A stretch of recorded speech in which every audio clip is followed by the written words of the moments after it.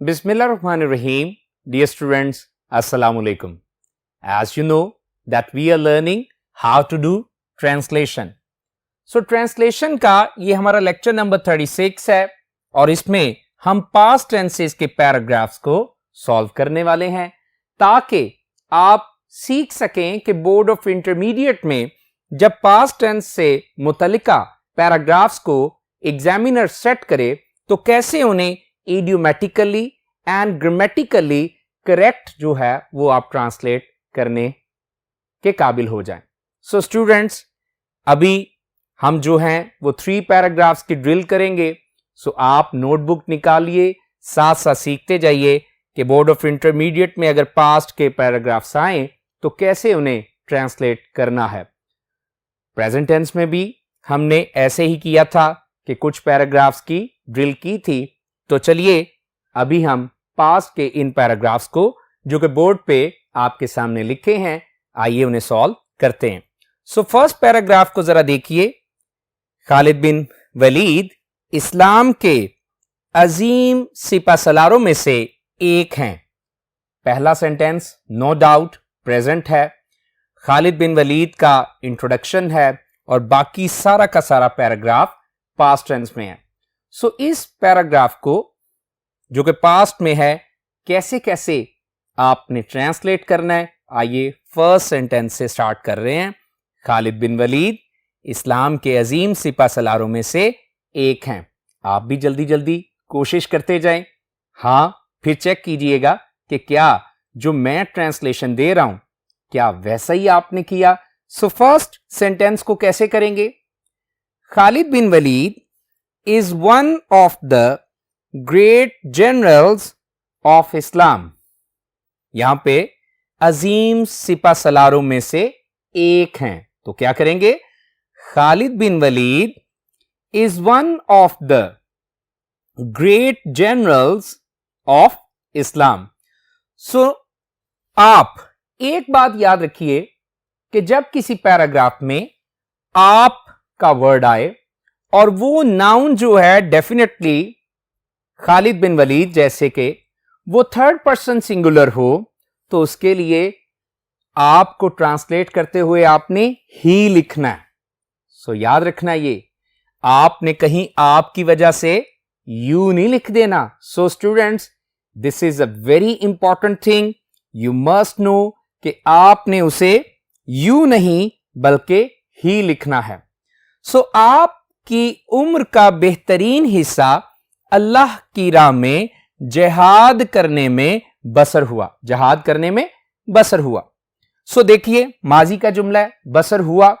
So students, आप जो है उसको ट्रांसलेट करते हुए फिर कह रहा हूं, बी वेरी केयरफुल, अदरवाइज अगर आपने यू लिख दिया तो यह गलत हो जाएगा। ये आप जो लफ्ज है अकीदत और एहतराम की वजह से उस थर्ड पर्सन सिंगुलर खालिद बिन वलीद के लिए आया है। सो थर्ड पर्सन सिंगुलर के लिए जो प्रोनाउन होता है वो क्या होता है? ही। तो क्या कहेंगे? The best part of his age या लाइफ, क्योंकि डेफिनेटली बामुहावरा तर्जुमा करते हुए हम अगर बात करें तो ऐसे ही करेंगे।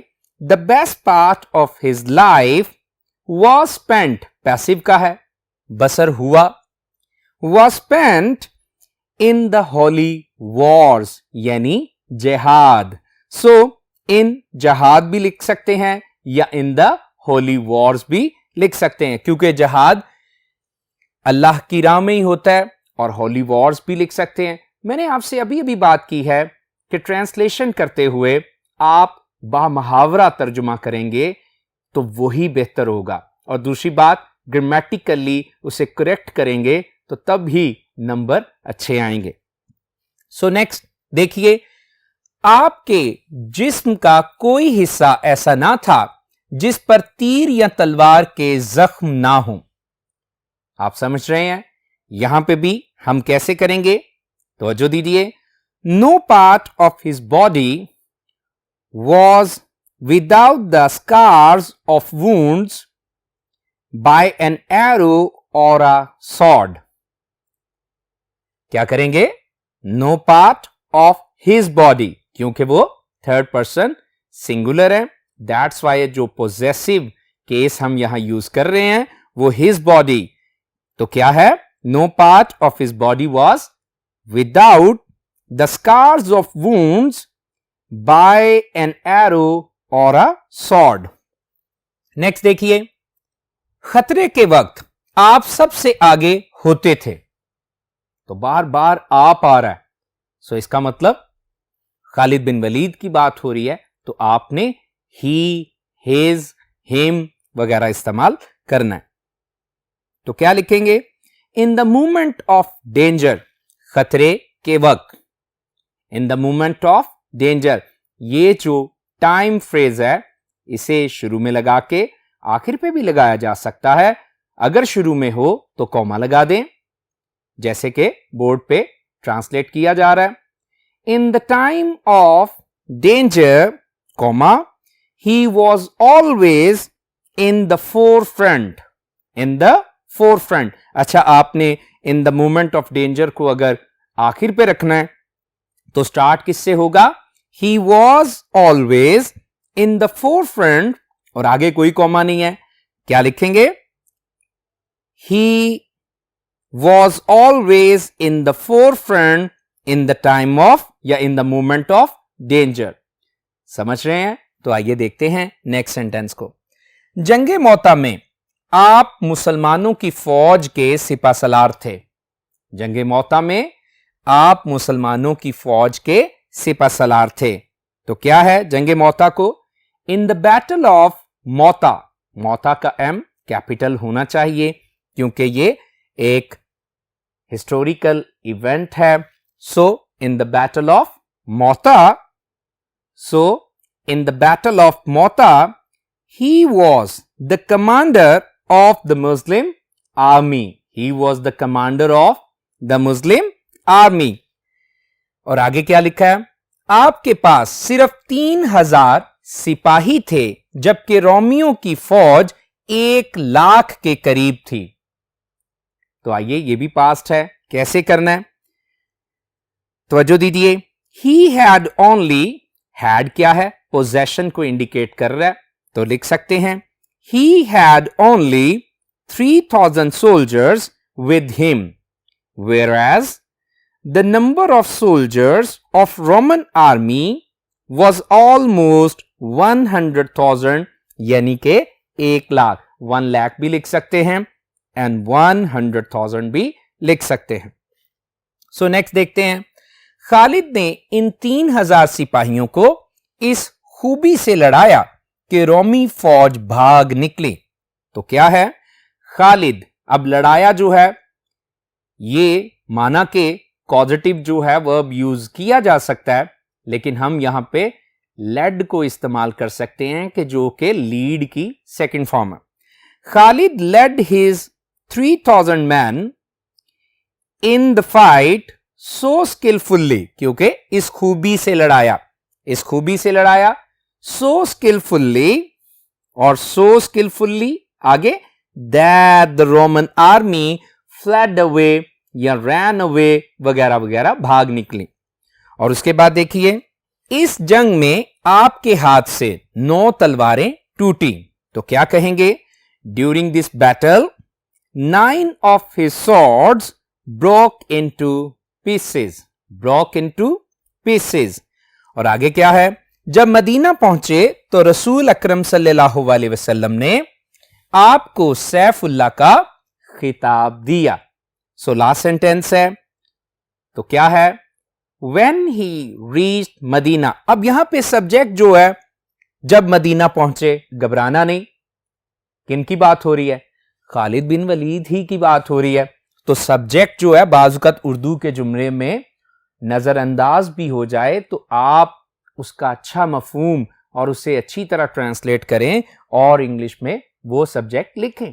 तो क्या है, when he reached Madina, comma, क्योंकि ये टाइम क्लॉज है, सबऑर्डिनेटिंग क्लॉज है, जब ये शुरू में आए तो दूसरे सेंटेंस के साथ शुरू करने से पहले कॉमा लगा देते हैं।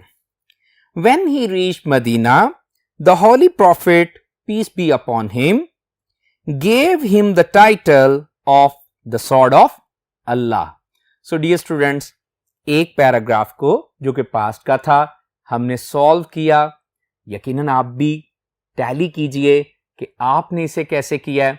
सो अगले पैराग्राफ को सॉल्व करने के लिए अगले बोर्ड पे चलेंगे। So move to the next board.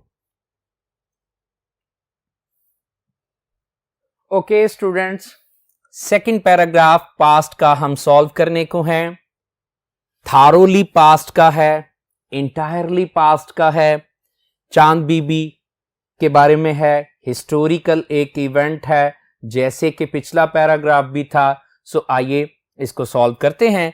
चांद बीबी की वल्वला अंगेज तकरीर से सब सिपाहियों की गैरत जाग गई या जाग उठी। सो कैसे करेंगे, तवज्जो दीजिए। गैरत डेफिनेटली सेंस ऑफ ऑनर होती है। सो ट्रांसलेट करते हुए हम उसे सब्जेक्ट की जगह ले आएंगे। तो क्या कहेंगे? The sense of honour of all soldiers was aroused, जाग उठी। अवेकन्ड भी कह सकते हैं, was awakened, was aroused, was awakened by the inspirational या by the motivational speech of चांद बीबी। सो डियर स्टूडेंट्स, कोई मुश्किल बात नहीं, बस तवज्जो दीजिए कि सेंटेंस के स्ट्रक्चर को किस तरह से आपने फॉर्म करना है, किस तरह से आपने ढालना है। सो आसान थी बात, फिर सुन लीजिए। The sense of honour of all soldiers was awakened या was aroused by the inspirational speech of चांद बीबी। और आगे सुनिए, और सब ने तहैया कर लिया। तो क्या कहेंगे? and they all determined या they all decided कि वतन की हिफाजत में अपने खून का आखिरी कतरा कुर्बान कर देंगे। अब खून का आखिरी कतरा कुर्बान नहीं होता, वो बहाया जाता है, लेकिन उर्दू का मुहावरा ऐसा है। तो कोशिश करें कि जब आप इंग्लिश में जो है वो पैराग्राफ को, सेंटेंसेस को ट्रांसलेट करें तो आप इंग्लिश के मुहावरों का और उसके स्ट्रक्चर्स का ख्याल रखें। सो कैसे करेंगे? जब हमने कहा दे ऑल डिटरमिन्ड और डिसाइडेड, तो फिर टू सैक्रिफाइस कहने के बजाय to shed last drop of their blood to defend their homeland. समझ आ रही है? क्योंकि कुछ जो हमारे क्या होते हैं वो वर्ब्स होते हैं, जैसे कि डिटरमिन्ड और डिसाइडेड, इनके बाद इंफिनिटिव केस आता है, यानी टू वाली फॉर्म जो है वो आती है। तो दोबारा सुन लीजिए, they all determined to shed last drop of their blood to defend their homeland. So next देखिए, शाही फौज की आमद की खबरें बराबर पहुंच रही थीं। अब ये उर्दू का मुहावरा है, बराबर पहुंच रही थीं, तो इसका मतलब है कंटिन्यूसली, कॉन्स्टेंटली। सो आइए कैसे इसे ट्रांसलेट करना है। The news of the arrival of the royal army was continuously reaching Ahmednagar.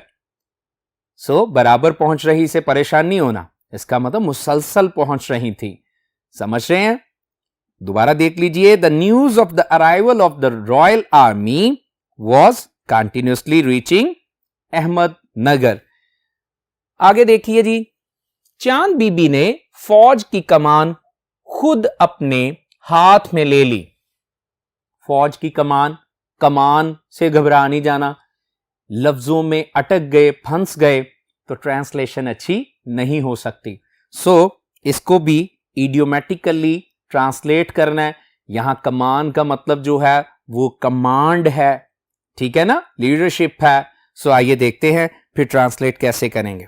तो हमने लिखना है, Chand Bibi took the command of the army in her own hands. शाबाश। सो आगे क्या है? Took the command of the army in her own hand. अब यहां पे भी बार बार चांद बीबी के लिए प्रोनाउन कौन सा आ रहा है? हर, जो कि फीमेल जेंडर के लिए डेफिनेटली क्या है? थर्ड पर्सन सिंगुलर का ही प्रोनाउन है।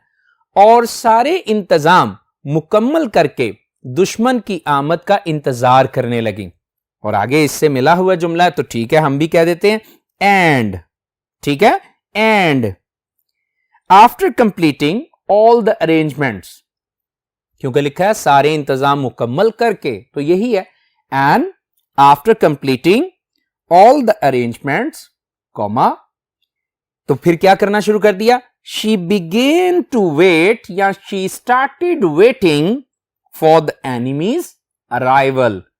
बेटा बात समझ रहे हैं, कोई मुश्किल काम नहीं है, बस आपने बामुहावरा अच्छी सेंस के साथ जो है अच्छे चॉइस ऑफ वर्ड के साथ क्या है, फिक्रों को, जुमलों को ट्रांसलेट करना है।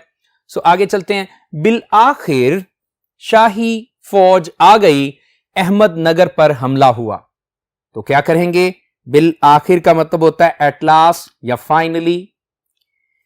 At last the royal army came, Ahmednagar was attacked, ये पैसिव वॉइस है, हम आपको एक्टिव पैसिव दोनों साथ साथ ही सिखा रहे हैं, तो ये भी पक्की बात है कि भाई समटाइम्स जुमले पैसिव के भी आएंगे, इसीलिए आपको दोनों स्ट्रक्चर साथ साथ ही सिखाए जा रहे हैं। लेकिन अहमदनगर वालों ने शाही फौज का मुकाबला इतनी हिम्मत और दलेरी से किया, उसके दांत खट्टे हो गए। अब देखो, दांत खट्टे होना क्या है, शिकस्त मिलना, शिकस्त होना, तो इससे भी घबरा नहीं जाना कि दांत खट्टे हो गए, ये क्या है। सो स्टूडेंट्स तवज्जो दीजिए। But the people of Ahmednagar faced the royal army with so courage and bravery that it was completely beaten या डिफीटेड। दोबारा सुन लीजिए। But the people of Ahmednagar faced the royal army with so courage and bravery that it was completely beaten or defeated. So students, अब तक दो past के paragraphs को हमने सॉल्व किया है। I do believe कि आपने कॉम्प्रीहेंड किया है। आइए थर्ड पैराग्राफ को भी हम इसी तरह सॉल्व करेंगे। आप भी ड्रिल करते जाइए, इंशाल्लाह आपकी प्रैक्टिस ही आपको परफेक्ट बनाती है। सो थर्ड पैराग्राफ देखते हैं। 5 साल कबल हमें अपनी कौमी जिंदगी के सबसे बड़े चैलेंज का सामना करना पड़ा। 5 साल कबल माजी का ही है, सो कैसे करेंगे।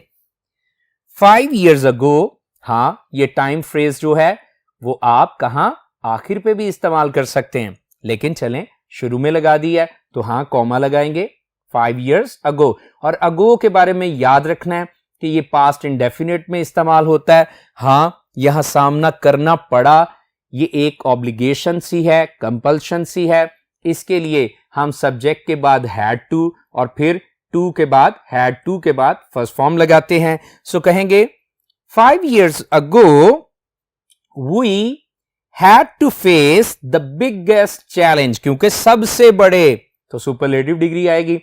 The biggest challenge of our national life, कौमी जिंदगी, नेशनल लाइफ।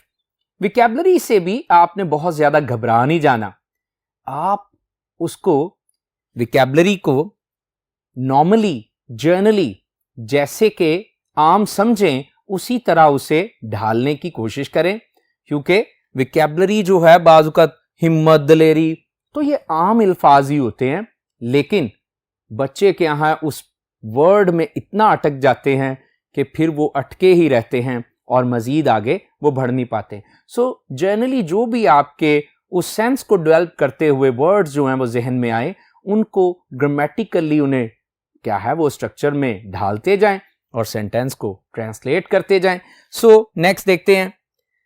हमारी मिल्लत खतरे में थी। मिल्लत क्या होता है, अब यहां पे ये मिल्लत से नहीं घबरा जाना, नेशन को ही कहते हैं, सही है। तो क्या करेंगे, our nation was in danger, was in danger. हमारी इज्जत खतरे में थी। अब इज्जत क्या होता है, ये डेफिनेटली ऑनर, एस्टीम होती है, तो क्या कहेंगे, our honour was in danger. हमारी आजादी खतरे में थी। आजादी के लिए बेशुमार अल्फाज होते हैं, तो क्या कहेंगे, आवर फ्रीडम, लिबर्टी, जो भी, our freedom was in danger. लेकिन खुदावंदे कदूस का लाख लाख शुक्र है, अब यहां पे भी खुदावंदे कदूस का लाख लाख शुक्र है, इसमें अटक फंस नहीं जाना भाई। आसान सा जो भी वर्ड इससे मिलता जुलता आता है तो वही वो आप लिख सकते हैं। हाँ, उसे स्ट्रक्चर में ग्रामेटिकली करेक्ट जो है वो यूज करें। तो क्या करेंगे, हम कहेंगे लेकिन खुदावंदे कदूस का लाख लाख शुक्र है, तो कहेंगे बट गॉड बी थैंक्ड। अब ठीक है, मैंने खुदावंदे कदूस मुराद हॉली गॉड ने लिखा, सिर्फ गॉड लिखा है, तो इससे भी परेशान नहीं होना, क्योंकि जितना भी आसान आप क्या है बामुहावरा उसे ट्रांसलेट कर देंगे उतना ही आपके लिए बेहतर होगा। गलती का इम्कान उसी वक्त कम होगा जब आसान क्या है स्ट्रक्चर्स में आसान विकेबलरी के साथ आप उसे ट्रांसलेट करते जाएंगे। But God be thanked a million times, देखो लाख लाख शुक्र है, तो क्या किया, अ million times, that in his infinite mercy, क्योंकि आगे लिखा क्या है, और एहसान है। अब ऐसा ही होता है, अल्फाज की भर्ती जो है वो बाजुकात की जाती है। उर्दू में एक ही चीज के दो दो क्या है मतलब रखने वाले अल्फाज को इस्तेमाल कर दिया जाता है। सो लेकिन उनसे घबराना नहीं, क्या किया, but God be thanked a million times that in his infinite mercy. Infinite का मतलब लामहदूद, जो कि अल्लाह लामहदूद हम पर क्या करता है, एहसान और रहमत बरसाता है। सो क्या हुआ, एहसान है कि उसने हमें इतनी ताकत और तवानाई अता फरमाई, that he gave us the strength and energy, इतनी ताकत और तवानाई जो है अता फरमाई कि हमने अपने से कई गुना ज्यादा कभी दुश्मन के छक्के छुड़ा दिए। अब छक्के छुड़ा दिए ये भी उर्दू का एक मुहावरा है, इंग्लिश में इसे ट्रांसलेट करेंगे तो डेफिनेटली डिफीट की, लिक द डस्ट वगैरह वगैरह इस तरह का कोई इडियम जो है आप उसे इस्तेमाल कर सकते हैं। तो क्या कहेंगे, but God be thanked a million times that in his infinite mercy he gave us the strength and energy to humiliate, ठीक है, छक्के छुड़ा दिए, टू ह्यूमिलेट एंड डिफीट, उसको इस तरह से ट्रांसलेट आप कर सकते हैं, humiliate and defeat our enemy, और आगे क्या लिखा है, कई गुना ज्यादा कभी, who was to humiliate and defeat our enemy who was many times stronger as compare to us. इसका मतलब यहां पे कंपैरिजन है, तो कंपैरेटिव जो है वो स्ट्रक्चर में हमने इसे ट्रांसलेट किया। एक बार फिर सुन लीजिए, but God be thanked a million times that in his infinite mercy he gave us the strength and energy to humiliate and defeat our enemy who was many times stronger as compared to us। इस नागहानी आजमाइश में, अब नागहानी में भी नहीं अटक जाना, नागहानी unfortunate होती है, ठीक है, इस नागहानी आजमाइश में हम ना सिर्फ कामरान और सुरखरू हुए बल्कि जंग की आग में तपकर हमारी कौम कुंदन बन गई। यहां पे जंग की आग में तपकर, डेफिनेटली आप जो है वो लफ्जों में अटकेंगे तो फिर क्या है, आप मुश्किल का शिकार हो सकते हैं। अब कैसे ये करना है, आपने इसे यूं करना है, we not only came out victorious, कामरानो सुरखरू हुए, वी नॉट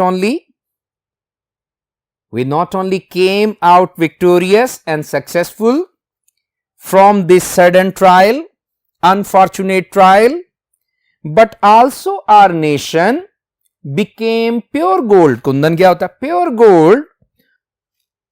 सो जंग की आग में तपकर, तो इससे भी आपने कंफ्यूज नहीं होना, तो कैसे करेंगे इसे translate, we not only came out victorious and successful from this sudden trial but also our nation became pure gold, खालिस सोने को कुंदन कहते हैं, और फिर इसको ट्रांसलेट क्या करेंगे, pure gold from the alembic of war, alembic of war. So ये जो जंग की आग है तो इसको क्या कहते हैं, एलेम्बिक ऑफ वॉर। सो एक बार पूरे सेंटेंस को फिर देख लें। इस नागहानी आजमाइश में हम ना सिर्फ कामरान और सुरखरू हुए, बल्कि जंग की आग में तप कर हमारी कौम कुंदन बन गई। तो कैसे करना जी, फिर चेक करें, फिर जरा गौर करें। We not only came out victorious and successful from this unfortunate trial, but also our nation became pure gold from the alembic of war. So dear students, 3 paragraphs को सॉल्व करते हुए काफी चीजों को हमने डिस्कस किया। आई डू बिलीव कि आपने इन चीजों को अच्छी तरह समझा होगा। So thank you so much. May God bless you. Allah Hafiz.